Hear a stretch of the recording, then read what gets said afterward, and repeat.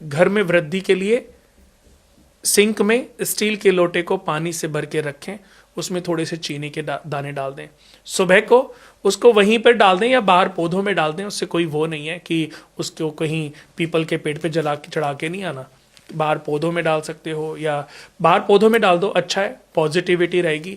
जिस घर में नींद नहीं आती, नींद की समस्याएं हैं, बीमारियों में पैसा बहुत खर्च हो रहा है, बेडरूम में दवाई रखना बंद कर दें।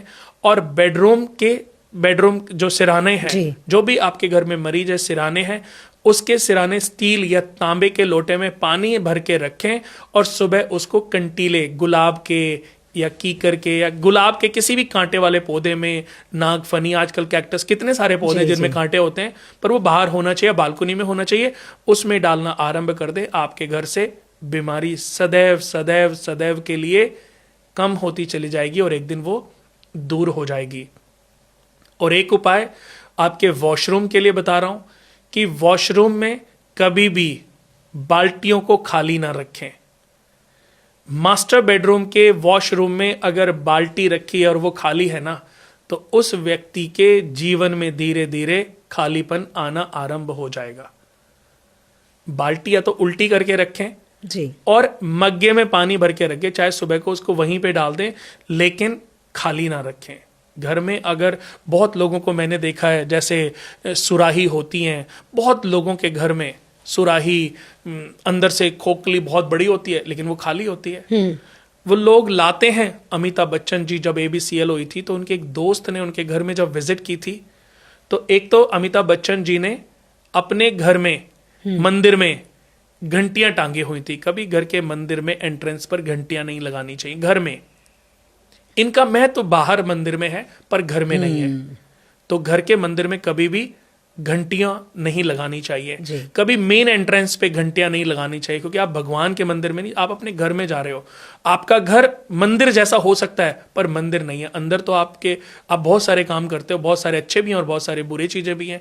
10 लोगों को 10 कहानियां करते हो, गुस्सा भी आता है, लेकिन मंदिर में जाकर के आप कोई बुरा काम नहीं करते। तो घंटियों का महत्व तो है कि आप भगवान को अवगत करा रहे हो कि भगवान हम तेरे दर पे आए हैं। कहते ना, आप उनको अटेंशन देने की कोशिश कर रहे हो कि भगवान हम आ गए। लेकिन घर के एंट्रेंस पर कभी घंटियां नहीं टांगनी चाहिए। घर के मंदिर तो पहले गांवों में हर घर में होते ही नहीं थे। मंदिर आज भी गांवों में जाओगे ना तो देखोगे हर गांव के बाहर एक मंदिर होता था। तो मंदिर का महत्व होता है। इन घंटियों का महत्व क्या है? हम घर से कुछ कदम दूर चल करके भगवान की शरण में स्पेशली भगवान के लिए जाते हैं। आज तो हम गए सीपी भटूरे खाने गए, चलो मंदिर में माथा भी टेक लेते हैं। अगर भगवान का मंदिर का महत्व समझना है ना दोस्तों, मैं सच में एक बात बोल रहा हूं, आप अपने घर से मंदिर के लिए जाओ और मंदिर से वापस अपने घर में आओ और प्रसाद सबको खिलाओ। तब आप मंदिर जाने का सही फर्ज, सही दायित्व अदा कर पा रहे हो।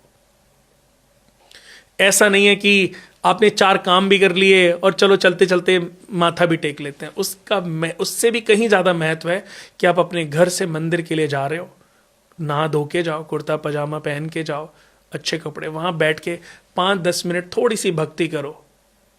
भक्ति में बहुत शक्ति है। भक्ति हनुमान है, शरीर राम है, आत्मा सीता है और मन रावण है। मन रूपी रावण सीता रूपी आत्मा को बहुत बार हरण करके ले जाता है। तब ये राम रूपी पुरुष इस भक्ति रूपी हनुमान की मदद से मन रूपी रावण से सीता रूपी आत्मा को मुक्त कराता है।